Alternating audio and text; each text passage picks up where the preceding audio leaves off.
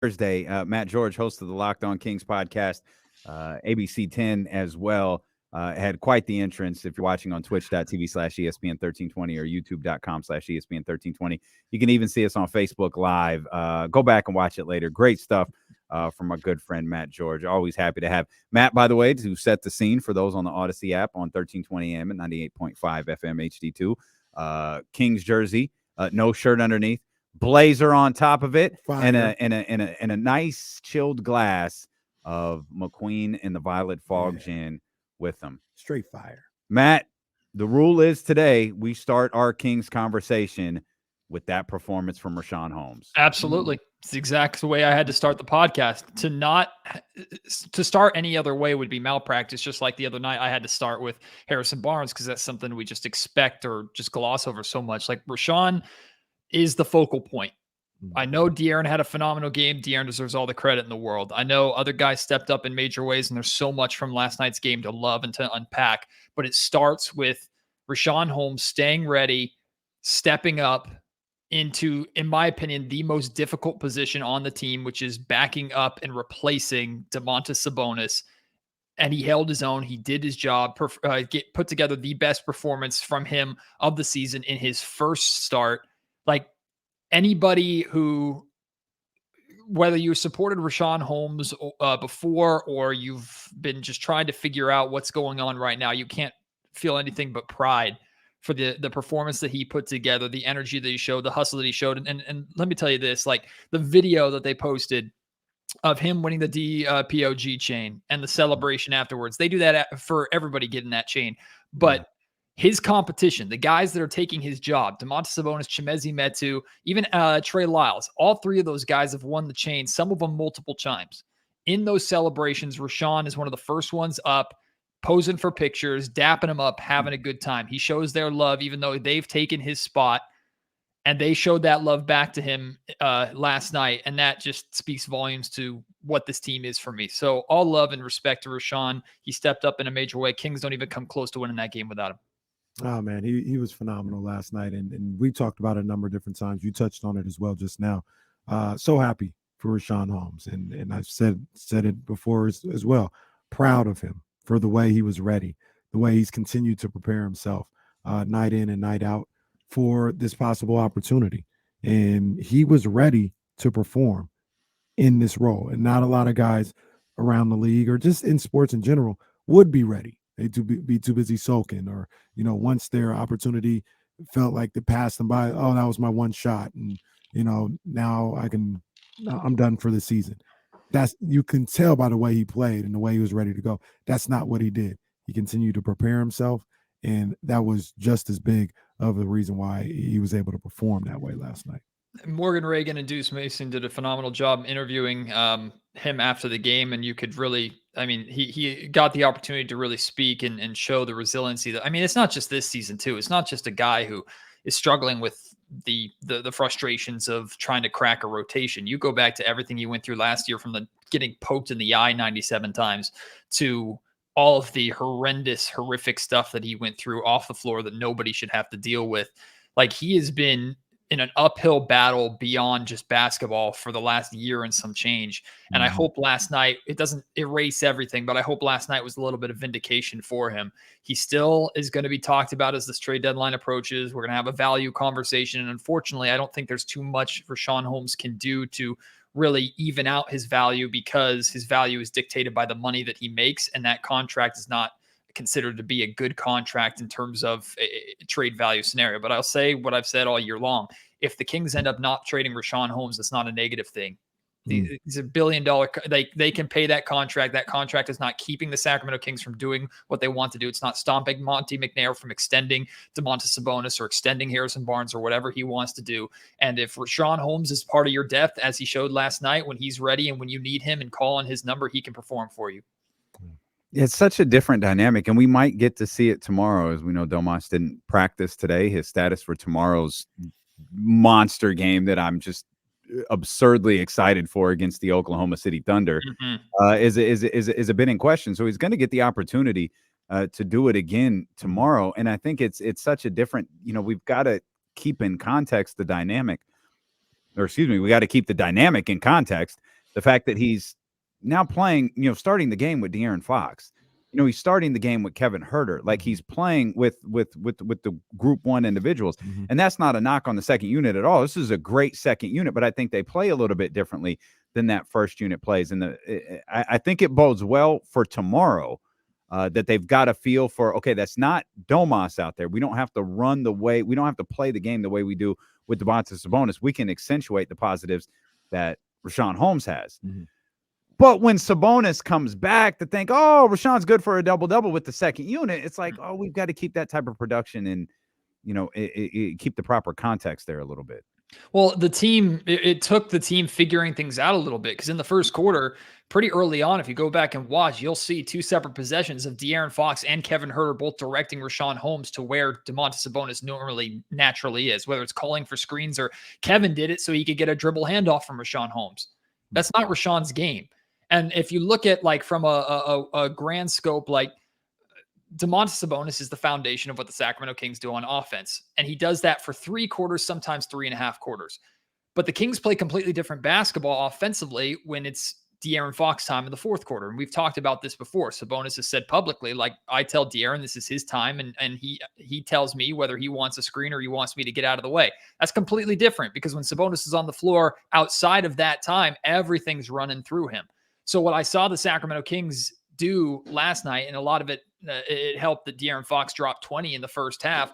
They were playing through De'Aaron. It was less dribble handoffs and high post through your big man. It was De'Aaron kind of controlling traffic, and the rest of the team started to play off of that and then turned in the second half performance. And once that happened, Rashawn Holmes' game started to open up a little bit, because that's where he could become Mr. 7 of 7, floaters in the lane, second chance opportunities, trying to crash the glass. That's where Rashawn, I think, was freed a little bit. Instead of trying to fit a system, he was just playing his game that we've seen over the last few years complements De'Aaron's game when it's the De'Aaron Fox show. Now, you don't want to have to lean on De'Aaron Fox for 82 games a year, but when you need De'Aaron to step up last night, when your other star is out, De'Aaron delivered, and the guys around him delivered. That's why the third quarter means so much to me, D'Lo, is De'Aaron drops 20 points in the first half. You think, okay, he's going to probably have to play 40 minutes and drop 40 to 50 for the Kings to have a chance to win this game. Sacramento scores 29 points in the third quarter. De'Aaron had 2 of them, and he rested the final 4 minutes and 37 seconds of that third quarter. Like, shout out the rest of the Kings team for stepping up offensively and carrying that weight so that De'Aaron could be rested for the fourth quarter. And they didn't even really need fourth quarter De'Aaron Fox, because the Kings as a team kept up what they were doing. That, with the second quarter, holding the Lakers to 21 points and just 10 points in the paint after the really bad first quarter that they had. I mean, those quarters alone, take screenshots of those and put them up on the wall of fame for Sacramento this season. Yeah, man, that's big time. And I understand why we're starting with Rashawn Holmes, and because deservedly so. That's the story. He played phenomenal. I don't want to lose sight, and I'm not going to lose sight every time this happens, of De'Aaron Fox, because what he did last night is what you would want a number one to do. Mm-hmm. You know, your best player, your second best player, your co-star is down. We need you to perform like 19 points ain't good enough tonight, De'Aaron. You know, we need 25, probably 30 plus to get this W. He gave it to him last night, and there were so many times, myself included, in the past where it was like, I'm not sure, man. Like, in those moments, he's got to step up, he's got to do this, and maybe he didn't do it, or he didn't do it to people's liking. When he does it, we have to have the same energy. He did it last night. He absolutely did it. Yeah, and he also knew when he didn't need to. And like that's another element of De'Aaron's progression this season that I've been so impressed with. Like, we know if the argument for De'Aaron not being in the All-Star game is that he doesn't have as sexy of numbers as he could have, he could go out and get those. But he's made the adjustments that he needs to make. He does things that don't show up in a box score, defending with his chest, stepping up defensively in the fourth quarter, stepping away from having the ball in his hands all the time in order for the Sacramento Kings to win basketball games. Last night, he made winning plays from start to finish in that game. He was the reason why the Kings weren't down by 20 in that first quarter. And then the second quarter, he brought the team back, while other guys also had some important moments. And then the team as a whole carried them the rest of the way through that second half. So, like, I mean, De'Aaron deserves tremendous amount of praise for the two very different halves that he put together. Crucial buckets in the second half, but he didn't need to take over, and he knew he didn't need to take over because he saw how well Harrison Barnes continues to play. He saw Kevin Huerter starting to hit some big shots after the Kings couldn't hit water if they fell out of a boat from three-point range in the first half. Like he recognized, I mean, even Keegan Murray only scoring 10 points, but having a 10 and 10 double-double is massive. Like you can go down the list of complementary players and in the assist and rebound category, how they replace Domantas Sabonis. And it's not just Sabonis's season averages. What I did on Locked On Kings is I took his triple-double average from last week. He just won Western Conference Play of the Week. Kings were 4-0 during that week. Take those numbers that he was averaging, which was like 18 points, 14 rebounds, and 10 assists a game. How are you going to replace that? Not just a season average, but that.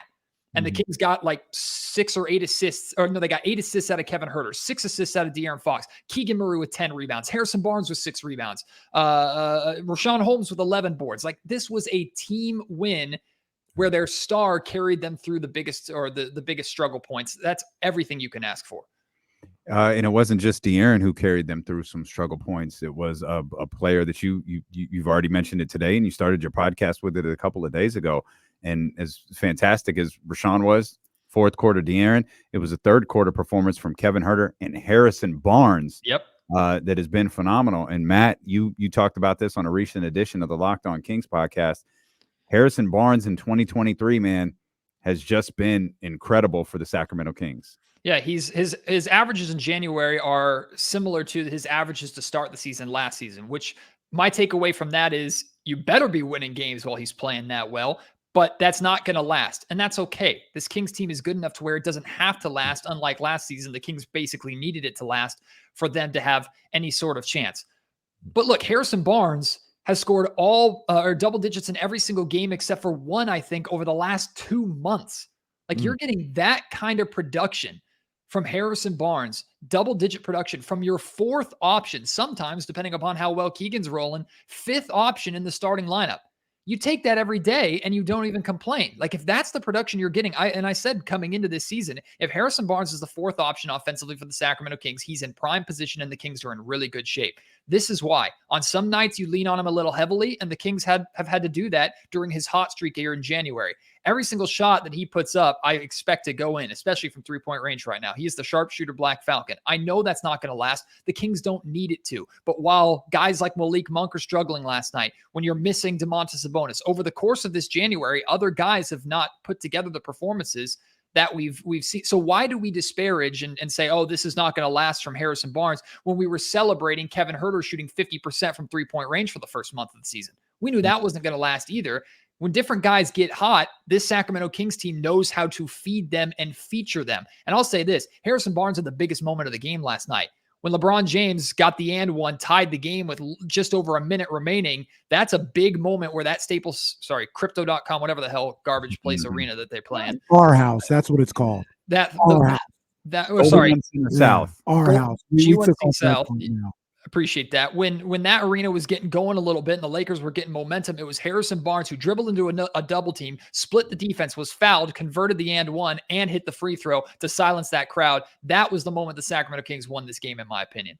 So, like, this version of HB is phenomenal. The Kings should be taking every advantage of it, which they have been over this 5-game win streak. No, it's not going to last, but Harrison joins the long list of players on this roster who are capable of getting hot like this and putting stretches like this together. That's what good teams do. Look at what the Memphis Grizzlies are doing. They've had Ja Morant out. They had Desmond Bane out. They have so many different guys that have dropped out, and others have stepped up in that absence to where they're one of the best teams in the NBA. I mean, that's what it takes. And the Sacramento Kings are showing that ability. And this team's been together for, 5-6 months? If you go back a little bit more than that, if you go back to the summertime, like that's incredible to me. Good point from Ramsey here, too. That Harrison Barnes yell. Harrison was. I like that. He had some emotion yesterday. Absolutely, I'm with that. Absolutely, I like that. And it's a point that you just brought up, Matt, that I think De'Aaron Fox brought up on when they were on NBA Today, and they haven't been together that long. Like we expect them to perform at the same level on both off. I mean, they're doing it on offense. That's what's so impressive. But even on the defensive end, on the same level as Boston or Memphis or Denver, These teams have been together 3-4 years. So yeah, they have a symmetry to what the plan is, what they're trying to do, and to just knowing each other as teammates. These guys, some of them haven't been together 4 months, let alone 4 years. So there's time to build that type of chemistry and symmetry. But I love what I'm seeing from these guys night in and night out right now. They're building chemistry while being the 3rd seed in the Western Conference. What happens when they're built? That's what excites me. And I think Monty's going to be able to add to this team. And look, I talked about this risk time and time again, and I'm still more than willing as the trade deadline approaches to continue taking this risk. And it's not just me saying this now because Harrison's playing out of his mind. But at this point, you roll into this offseason with the risk of losing him, but you have as good of a presentation as you can put on the table right now. Harrison, look what you were a part of. Look how much fun we're having. We're only going up, and we've had this turnaround season from us being not even in the play-in to now we're in a position to potentially host a playoff series, not just be in the playoff, host, or rather have home court advantage for a playoff series. You make that presentation plus a dollar amount to Harrison Barnes, you're going to make it real difficult for him to walk away. And if he still does, respect to him. But I mean, trading Harrison Barnes in my mind would be a big mistake for this team. I'm not like Harrison. It was in Sacramento where you looked at LeBron James at the crypto.com arena and said, I'm the king. I think that's what they were saying at the free throw line. Like LeBron was yapping at him. I think Harrison just looked at him like, I'm the king now. That's what I think happened. I don't know if that's actually true. That's what I read when I read the list. I'm the king now. That's how I look at it. I'm the captain now. Can we talk about your guy Keegan Murray here? Hell yeah, we can. Keegan Murray, 10 rebounds last night, and there's this is gonna splinter off into multiple different discussions, but it's hard to not think about Keegan Murray getting these rebounds and just go back a couple of days ago or a couple of games ago to Mike Brown on the podium in front of everybody saying Keegan Murray played 30 minutes and had 0 rebounds. That's not acceptable. And was it 5 games later, he has a career high 10. He's active on the boards nightly. This is clearly snatched some of those down. Sometimes a couple of them he went up and got like, give me that. And you saw Rashawn doing. There was a clear emphasis from Mike Brown to this team about rebounding the basketball because you see Rashawn attacking the ball in a certain way. Though I believe Rashawn always kind of did that to a certain level. Seeing Trey Lyles and then Keegan Murray last night with double doubles for everybody. As Keegan grabbed his with his career high 10 rebounds.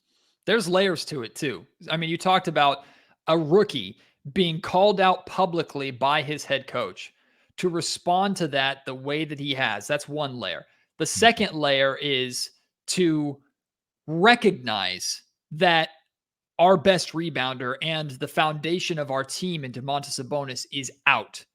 And he and everybody is going to have to step up and hit the glass. It's one thing to recognize it because we all recognized that, right? It's not rocket science for the Kings coaching staff to turn to everybody and say, hey, Sabonis is out. We need to find a way to grab the 12 to 14 rebounds he gets us a night.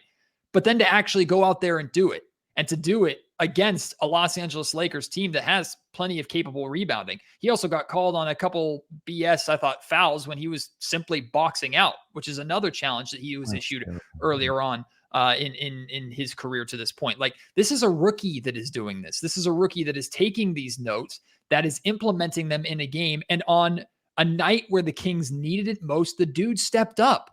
And I don't care that he only scored 10 points. We know he's capable of doing more than that. We know that he's in the running right now for most 3-pointers ever by a rookie. Like, we know what he's capable of doing offensively, but how many times have we talked about offense isn't the problem with this Kings team?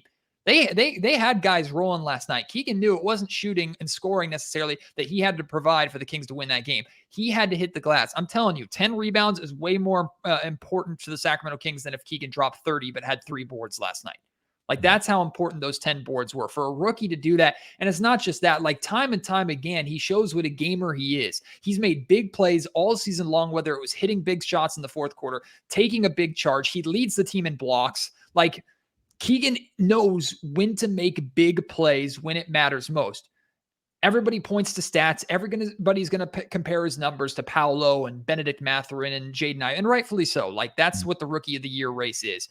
But Keegan Murray has shown that he was the right pick at number 4 already because he's a starter on a winning team and provides winning basketball plays for that winning team. And he doesn't complain when he gets called out. He also doesn't complain when he's pulled out of the game when there's a better option out there for the Sacramento Kings to win. Monty McNair picked the player that fits the best, that helps the Kings win right now. And that was the right pick. Keegan Murray has proven that already. And he still has so much further to go, in my opinion, of what he can develop into.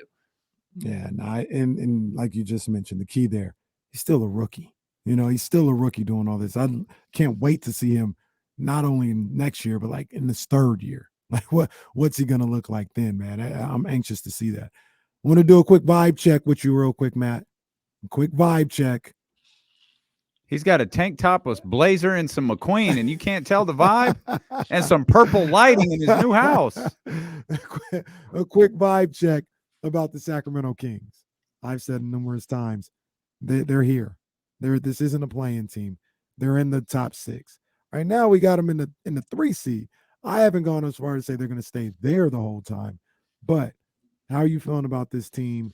Do you see them as right now, as is, not, well, if they make a move here and there, right now, are they a playoff team, not playing team to you? Absolutely. The Kings are going right to a playoff series. They're not playing any playing games this year. And I can say that with complete confidence. Now, the goal should be, and it's a realistic goal, is actually having home court advantage, which how great would it be to play the Phoenix Suns or the Golden State Warriors in the opening round of the playoffs, and game 1 and 2 are in the Golden One Center. I mean, game 3 and game 4 were already going to be lit, but for game 1 and game 2 to be here, and for Sacramento to get that crowd involved and have a chance to take a 1-0 series lead or go 1-1 or 2-0 into enemy territory, like, then we can start talking about, can this team win a playoff series? I'm not there yet. I'm not even worried about that yet. You got to secure a playoff series, period. And at this point, expectations change over the course of the year. You're over halfway through the season. The trade deadline is approaching. These final 30-something games are going to go really quickly. You cannot collapse and fall into the 7th or 8th seed. Even if you host a play-in game, I don't care. Like, that's a collapse. Even if it's 4 or 5 games, it's not that massive of a gap, but the Sacramento Kings are here for a reason. I don't care. People say, look at how big the gap is or how small the gap is between 3 and 9. That doesn't erase the fact that the Kings are at the top of that gap where they belong. They're there. They've earned that, and they got to keep that. The expectation is for them to keep that. And it's not just my expectation. It's not just our expectation. It shouldn't just be the fan expectation. It's the expectation in that locker room. It's the expectation amongst that coaching staff. That's what they believe. So why not hold them to the standard that we know that they believe in? This Kings team is a playoff team this year. The drought is over, and I have no problem calling that shot with confidence. I think a lot of people are willing to call that shot right now. You need to catch up. Talking about winning a playoff series, I'm trying to figure out where the 3rd straight championship party is going to be. I've got the first 2 laid out. Just trying to figure out where the 3rd one is going to be and whether they win it in 4 or 5. But what would you, Matt, if you were to rank, and you don't have to, but you give me like 1, 2, and 3 or something like that, of why you think the Kings are where they are right now? Okay. So my 3 are going to be Kings offense, Fox and the Aux, and Mike Brown.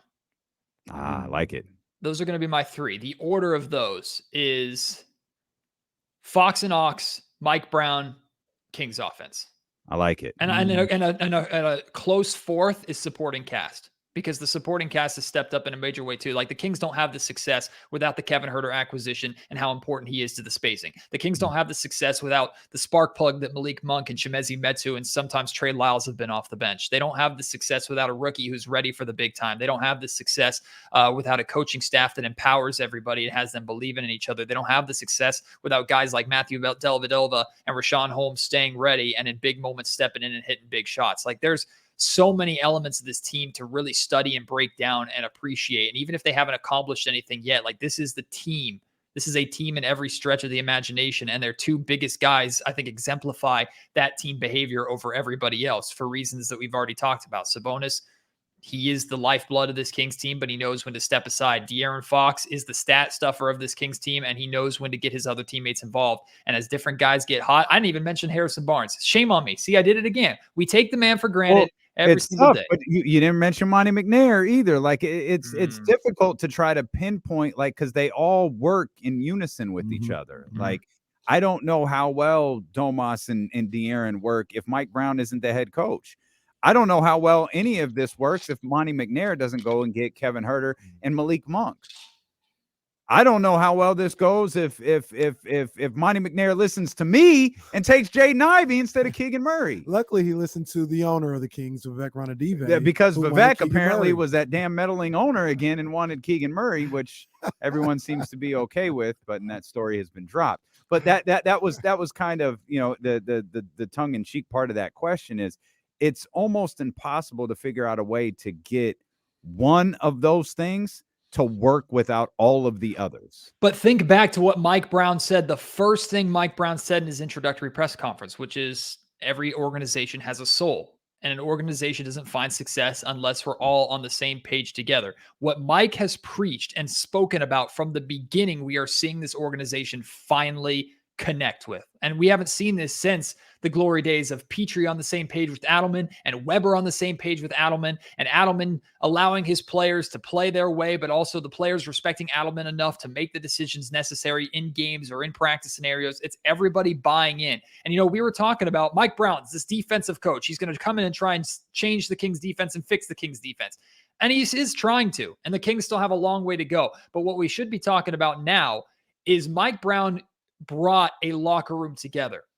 Mike Brown brought some guys who have been there through hell basically their entire career, and other guys who are just arriving, who have a lot to give, and getting them to buy in, to sign a contract that is up in the locker room and that they bring with them on the road, and saying, hey, like, we're going to do this and we're going to do this together, and we believe we can do this. Mike Brown said very early, I'm here to coach playoff games. And people laughed at it. Well, he's going to coach playoff games this year. Like, Mike Brown brought these people together. Monty McNair put together a hell of a roster. Mike Brown brought that roster together, and that roster is performing. Yeah. All three clicking on the same cylinders. Like, we haven't seen that in Sacramento. It sounds so basic. It sounds so duh. That's how it should be. That has been the furthest thing from what's been happening in Sacramento for nearly 2 decades. So to see it is such a breath of fresh air. You know, and everything that you said is spot on, Matt. I agree with it 100%. But I'm going to go back to where I went earlier when we were talking about the game. And I'm just, you know, I guess I'm just really focused on all the stuff this guy had to go through before this season. And that's De'Aaron Fox. There was so much doubt. And when the trade happened, they should have traded Fox and not Halliburton. All this other, but Fox can't get it done. He's had 5 years. He can't get it, all this other stuff. He had to go through a lot of that. And he's here balling out. I always go back to the players. None of it works. You can have the greatest scheme and the greatest situation you want if these guys aren't playing to their capabilities. He's not only playing to his capabilities, he's exceeding it. And when you talk about the reason for why the Kings are where they're at right now, I go back to what I said last year. I love Domantas Sabonis. That's my guy. He's the truth. The straw that stirs the drink is De'Aaron Fox. Everything works because either he buys in or he executes. He's the straw that stirs the drink with everything with this team, in my opinion. I got 2 things to say about that. Number one is the major talking point for all of us coming into this season was De'Aaron's got to get off to a good start. Spotlight's on De'Aaron. He has no excuses. That narrative was gone with the Kings 0-4 because 4 games into the season, De'Aaron Fox was doing his job. That's Kings right. were 0-4. Now the narrative was changing to, well, De'Aaron's doing that and the Kings are still losing. It's still his fault. Twist it however way we want. Like, some people were saying that. And I mean, they've already been proven wrong. And if they want to keep dying on that hill, have fun with them. That's the first thing I want to say. The second thing I want to say is this: all-star voting and all-star appearances, they have a monetary influence on players. Like, they have if you make an all-star team, that affects the amount of money that you can make. And if I'm not mistaken, you get money for doing that. At the same time, being an all-star doesn't affect your potential to win a championship, but it gives you the recognition that you deserve. And look, De'Aaron has put up great numbers at times during his career. And every single time we've heard, yeah, but the Kings aren't winning. Yeah, but Sacramento doesn't have the wins. Well, now Sacramento has the wins. And we got conversations happening like, well, voters might have a hard time sending 2 Kings to the All-Star game because there's so many talented players in the Western Conference. I was having this conversation today with Frankie, Chris, and Brendan. And they were saying, well, Dame Lillard might beat him. Dame Lillard and the Portland Trailblazers aren't even in the play-in picture right now. I get Dame Lillard is Dame. I get Dame time, and I see the numbers he's putting up. He has better numbers than De'Aaron Fox. That's because De'Aaron Fox doesn't need to put up those better numbers, and De'Aaron Fox is sacrificing those better numbers so the Sacramento Kings can have the most important number, which is W's. The Kings went from not in the playoffs to the 3rd seed in the Western Conference. It's not a fluke. It can't be ignored. 2 All-Stars, the 2 most important pieces of that successful team, need to be representing that team on that All-Star stage. Because if you're going to say that De'Aaron hasn't gotten in because of the wins, he can't have the wins, and then for you to flip the script and say, well, De'Aaron can't get in because his teammate is Domantas Sabonis. That would be malpractice. The 2 of them belong there, even if it's ceremonial. I don't care if they start or not. I don't care if they play 5 minutes or not. They deserve to be there for the recognition that De'Aaron has never gotten because he plays in Sacramento. Yeah, and don't change the tone about its team's not winning enough. We can't change. Everyone wants to anoint Devin Booker, who's missed a big chunk of the season. You just mentioned Portland. I'm sorry. Phoenix sucks. And I don't know that Phoenix's only issue is Devin Booker's injury. They were starting to hit a slide before they hit a slide, and then just everything went awful for them. But you can't change the conversation about winning if you're going to bring in guys like Dame and Devin Booker over who are on losing teams at the moment over a guy who is the 3rd seed. Now, Portland, Phoenix may not finish before All-Star voting is done where they are. Sacramento may not be in the 3rd seed. But they're not going to be much worse because these votes got to be announced pretty soon. Yeah, it's like a week and a half, 2 weeks before the whole damn team is going to be announced. Right. And I hope coaches, because I'll be interested to see how players vote for this. I don't trust the media, obviously, but I'll be really interested to see how coaches feel about Domas and De'Aaron Fox. Well, and I would hope players too recognize, because De'Aaron has gotten respect around the league from players. I mean, LeBron James last night, I think, spoke on De'Aaron saying we've had a really hard time playing De'Aaron in this 4-game series. LeBron said that last night. So, like, De'Aaron's sports De'Aaron Fox, by the way. Yeah. Don't forget that. Like, it's not a knock, but don't forget. That's a good point. Sports De'Aaron Fox. That's a good point. So, thank you, King James, for the recognition. Yeah, I was going to say, y'all want to know the value of Clutch Sports. Scratch my back, I'm going to scratch yours. You got it. Yeah. Hey, but that's an endorsement that Clutch Sports didn't get De'Aaron Fox. That's an endorsement that De'Aaron Fox got himself for the games that he's been turning in all season long. And I would expect his peers to recognize what he's doing. I would expect his peers who know how hard it is to win in the NBA to see him taking a team from the bottom of the barrel to 3rd seed and say, you know what, you deserve the recognition that comes with that. And Domantas Sabonis absolutely deserves that recognition too. But it's a tandem. It's a pair. Like, it's not one or the other. This is not a clear and this is no disrespect to like a Nikola Jokic or Giannis Antetokounmpo. Those are absolute mega superstars, and they have great teammates, but those are clearly the guys on their team. I would say, Kenny would say, D'Lo, you might say, De'Aaron is the guy in Sacramento. De'Aaron's the best player. Domantas Sabonis is the most important player, and you know what? Neither of them care. They both just care about winning, and that's what's important. Yep, 100%. Yeah, I really don't care. Just keep winning. Hell, you can tell me Trey Lyles is the best player and the most. He is, though. Just keep winning. Matthew Dellavedova is the straw that stirs the drink. Cool. Wouldn't be here without Keon Ellis. Let's go. Let's go. I will absolutely take it. You want more tremendous Kings coverage? Check out Matt George's Locked On Kings podcast, available wherever you get podcasts from. You